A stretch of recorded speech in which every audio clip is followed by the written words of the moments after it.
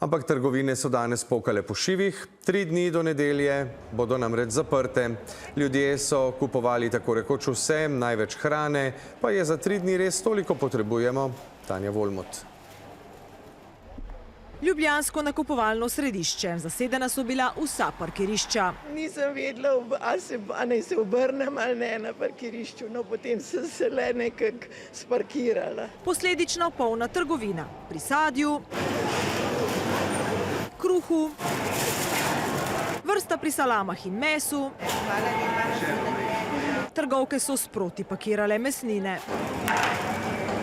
Gužva, je malo za pričakovati, ne? Nimaš kaj, tak je cajt. 3 dni bo zaprto, ne? Ni konc sveta, ampak je pač nakupovalni dan. Vidim, ja, da so vsi to. Ste verjetno pričakovali, ali ne? Glede na to, da Nisem, ne. do nakup česa? Živil, ki jih potrebujemo za te 3 dni. Ja. A kaj več kot sicer? Ne. A veliko vozičkov je bilo napolnjenih do vrha. Kakšen nakup je danes? Tak za 3 dni, ne? Tako da malo tole pripravljamo zdaj za čez praznike, nič posebenega. No. Zdaj, malo več, glede na to, da so 3 dni. Malo več je tako, ja. Malo kosila za danes, ki je že bolj pozen, pa malo zaloge. Malo več, da bo hladilnik bolj polno. Ja, danes je penzija, takrat je zmeri malo več. Nekateri pa V bistvu smo v tele gužvi samo zato, ker imamo jutro rojsten dan, tako da smo prišli bavno kupovati.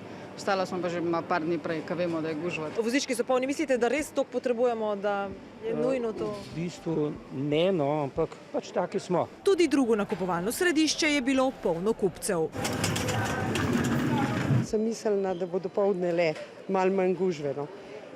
Pa ni, ne? Pa ni, ne. Takšna je naša kultura, ne? Parkirišče ste dobili ali ste morali? Krog sem naredil, potem sem šel tam, ki je vse prazen. Ni treba, da si takoj pri vratih.